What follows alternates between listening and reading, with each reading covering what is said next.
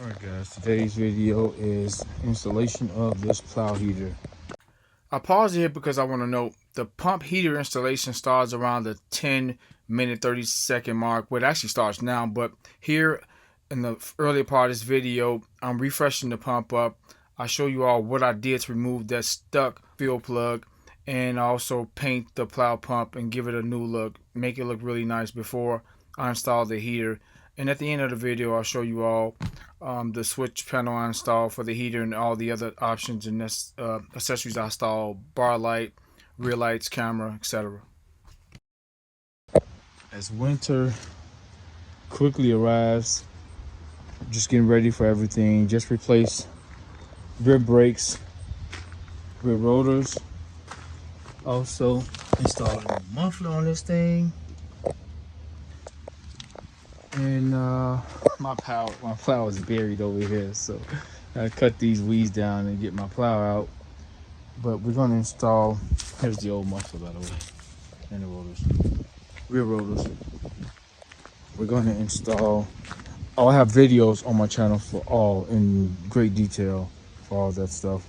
We're going to install this snowplow heater. Let me show it to you guys. This is the pump.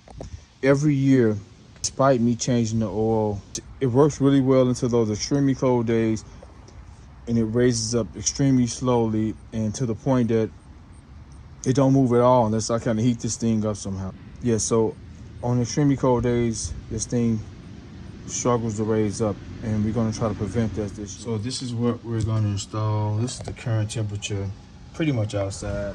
Nice and sunny today. A little bit, it's not quite 60, but lower 50s outside. So winter is approaching, but this is what we're going to install. Costs around $100 for this, and I'm going to walk you all through this installation process. I paused here because if you look at the packaging with parentheses around it, it says short version because there are two versions of this plow heater. There's a larger version that won't fit my plow pump. So you want to make note of that if you're going to purchase one of these. It'll be in the description of the plow heater itself, showing you which one fits your plow pump. Just want to note that. So we can get started. Mount the camera. So as far as step one, I already done that. The fluid is in there, is fresh. Replaced it not that long ago, so I don't have to worry about doing that procedure. We're on step two now. Remember, do not use thread tape because the heater must ground to the threads. 16 gauge wire from the fuse box. We're going to use a little bit thicker gauge wire than that. And yeah, I pretty much know everything else, but yeah, that's here's the instructions. I don't need these, but I want to show you all that. So let's go install it. Let's remove it from the packaging.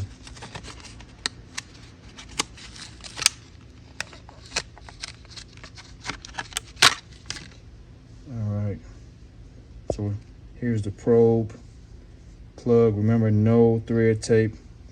And here's our tip for our connector. All right, let's go install this, and then we'll run some wire. All right, let me tell you all what's going on.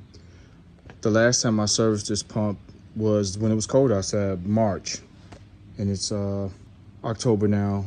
One of the rams was bad on the plow, which is over there. It was completely bad. Replaced it, replaced all the fluid, and removed the fuel plug. Now the fuel plug is stuck on me. I heated it up. You guys can see all this. I heated up with my little torch. I'll show you the torches I used. So I used this torch. This torch is super good, and I was getting it hot, but it wouldn't come off steel. And used that one as well. Map gas. And now I'm here. It's a 1/4 inch Allen keys, just like this, but it's kind of ringed out now. So now I found me a bolt to go in there, and I guarantee it's coming out now. I guess I had some red paint. I was gonna kind of clean this thing up anyway. I'll clean all up, take the sticker off. Got some high heat caliber paint. It's gonna work fine. Just something I've had for a while. So I'll kind of refreshing it up. Yeah, just heated it up and it wouldn't come out. I even locked some bright strips on it and tried to spin it out. You can see it's kind of chewed up around there now. So now it's gonna come out super easy. looked at my boat. I've powered up a gazillion boats throughout the years, and I found this to work perfect inside of there after stripping it out. So yeah, that's in there. We're gonna tack a wheel onto that and screw it right out.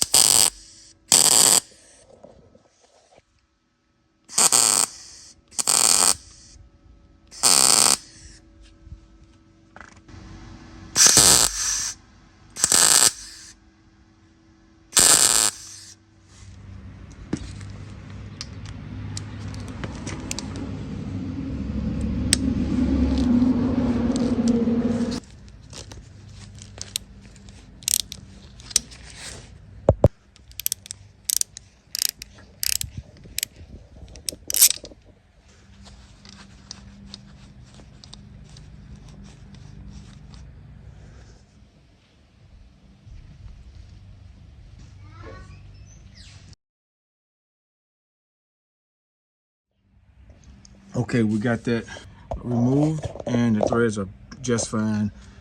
I should have kind of went that route yesterday when I was out here for about an hour wrestling with my torch trying to get this thing out and kind of chart this little area here. But I'm gonna paint it up right now. I'm gonna tape all this off.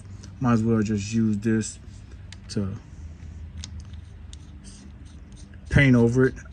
I ain't gotta worry about sticking nothing in there. I'll mask these fittings off up there. Just kind of throw some plastic over it. Just a quick paint job. I removed the lines already. I'll cover the screw holes. I got some masking tape, and I'm gonna use this brake cleaner just to give us a cleanup, initial cleanup. Hand down there. One last clean. I'll wipe this off now. Should be good to go. All right, we're masked off pretty good.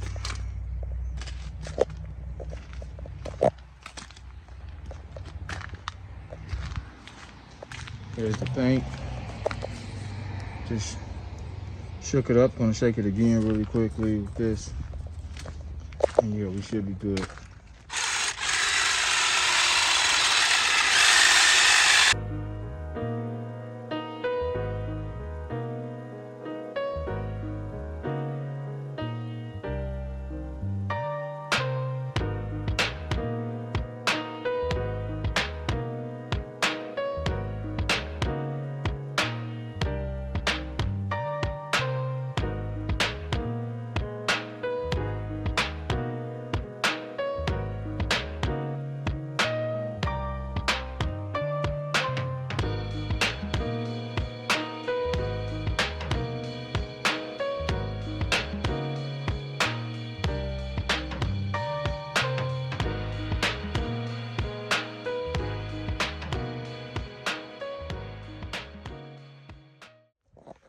All right, look at this. I struggle with that can of paint. I bought that paint probably 10 years ago or longer, and you know, it barely wanted to come out. And then I was gonna do multiple coats, but I just let it go in one set and just kept spraying and spraying. So it's about 60 degrees out here, and we're looking much better than it did. So when it dries up, we're gonna install that heater and wire and everything, and then off camera, I'll fix my lights and stuff. So let me turn it around facing the sun, that direction, so we can help it dry quicker. All right. Reflecting the sun is looking really good. Caliper paint. Just so happen to have it. Just trying to budget here. We're not trying to spend much money. Got this thing looking super good. I'll peel the tape off so we can see the label still. And we know that paint is extremely durable. It's for calipers. Yep. Oh, good. Now got a new look. All right, it's the next day. Had to go make a run, but it's overcast. It's raining every so often, so just gonna hopefully get done with this installation. We definitely gonna run the wire inside and connect everything back to the pump, but I want to make sure it was dry anyway before I did anything to it. This red looks really good.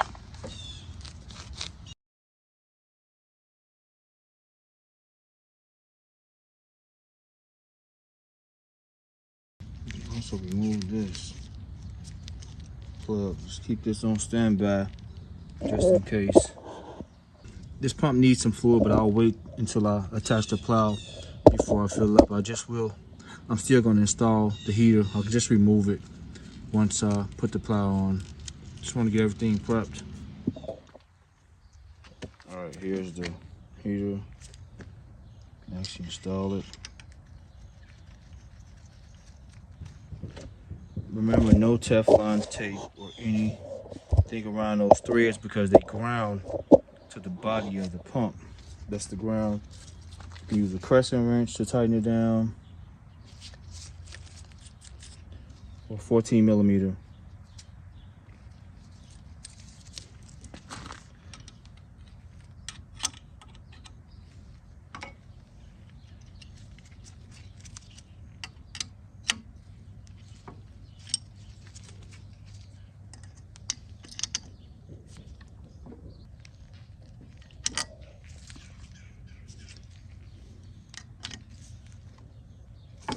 All right, that's it.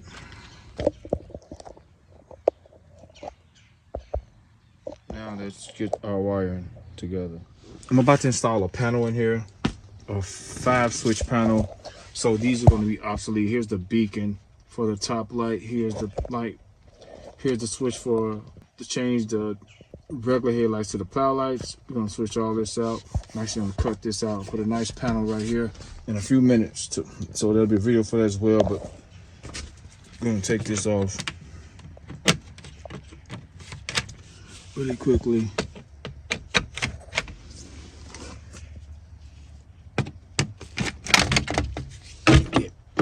Get myself situated. And so all this is about to be obsolete. Let me remove some of this stuff. All right, so I got some wire loom and this insulated wire harness. So I may just use this. This is the wire we're using. And I'm gonna start in the inside and run me out. Then run a harness on it. It'll come out somewhere. When I bought the truck, this was already like this. I may eventually clean these wires up. That I ran under here. Cause I don't want them to get frayed here. But I don't know, we may come through here somewhere as well, since we're gonna have a wire harness. Or I'll just add a loom over these. They all going in the inside. That's what I'll do. Just kind of make things simple. Not so much focus on aesthetics, just making sure everything is not in the way of getting pinched or frayed. So you may just come through here and run on through there. That's what I'll do. Run this in the inside. All right, got my wire in exactly where I want it. Harnessed out. And like I said, when I bought the truck, all these wires are like this. I'll eventually fix all this stuff, but we're gonna put a wire tie here, make sure that's kind of stable here. But I came down through there, came up through here, around there, inside of there, and we're right here. So the harness is fine. I don't need to run as far as it is. It's gonna be tucked away. I can add a toggle switch here if I was just installing the heater, but like I said, I got a panel coming because I'm gonna remove just having switches everywhere. I got switches all over the place, and try to clean this thing up a little bit better. Even removing this switch as well. And yeah, we're gonna just have one panel controlling everything right there. This is the, I'm gonna cut it out here. All right, so I'll show you guys some toggle switches that you can use or you can buy. I got a bunch of them laying around, and they want you to connect it to the hot side of a fuse, kind of get a spade connector and push it on one of the hot side, whichever other fuse get a hot side to it. And sort of like this, how this is done on one side. So when you turn the key for it, there will be power to the switch. And you turn it off, it won't have constant power. So that's just that.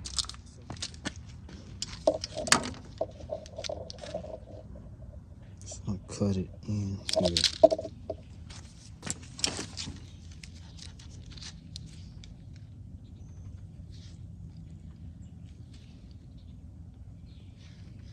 Don't need much.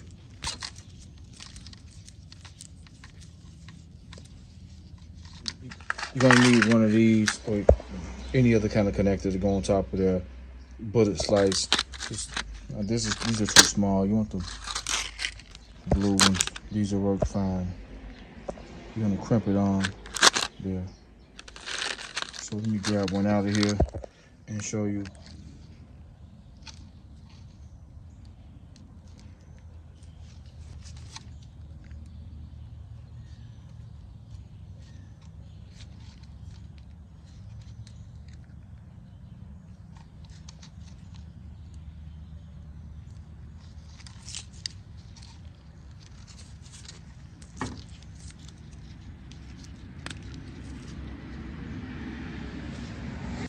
On top of the terminal.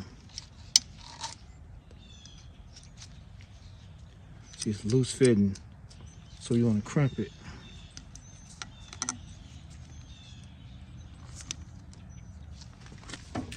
We're fine now. We can just put our harness over here.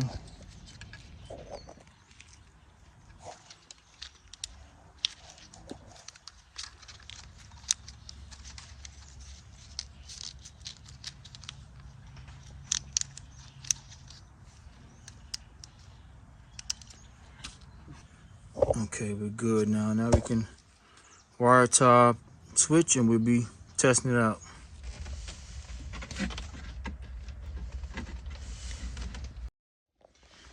All right, since we got our plow heater ran here, it's the 4 switch. We got it ran nicely under there. I'm cleaning up all these wires, so I'm doing another video for how to install this panel. And I'll show you guys some alternative switches you can use. I got them all over the place. And so now that we're here, 4th switch is our plower for the plow. I'll put a sticker here for that in a minute. I got an old test light on here. So we got our ground here at the pump mount bolt. It should be good. We got the probe inside our terminal. Now let's see what we got.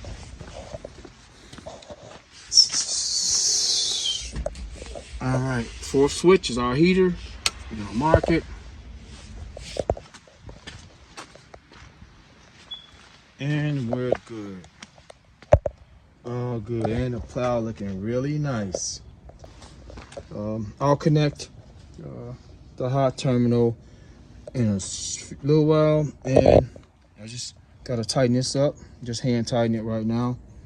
My grounds. We shouldn't have any issue this winter at all. Nice addition to this pump, and yeah, we should be out. Just to show you all that the pump heater was working, I removed it from the pump and attached it to the pump mounting bolt with just a squeeze clamp, just to get a good ground. I didn't want to use anything stronger than that in risk of damaging those threads on that heater.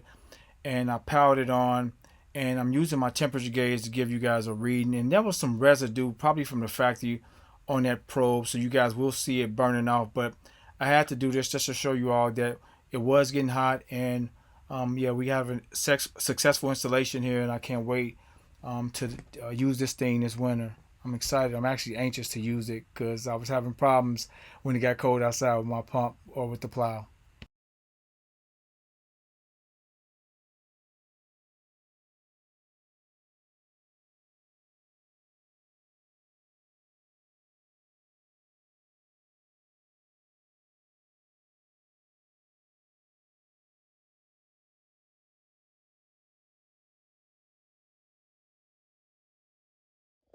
I do want to show just an alternate.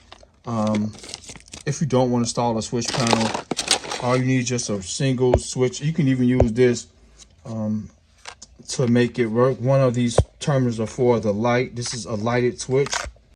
I highly recommend using the switch with the light on it or some kind of inline buzzer to let you know when the heater is functioning. They recommend that you not leave this heater on for long durations of time, and even if you're using the switch that's powered when the key is turned forward, you still don't want to use the heater when you don't need to. So just need something that you can visually see, and a lighted switch will kind of help you out with that, so you won't leave it on for a long period of time or when you don't need it. That's why you see three terminals. And just any one of these kind of switches will work um, if you just want to install the heater. You don't have to have a panel there. Me with running the plow and all the other things I got going on in there, that panel was perfect for my situation. Let me show y'all what the additions on it. Oh, let me also show you guys the oil I use. This is the oil I use.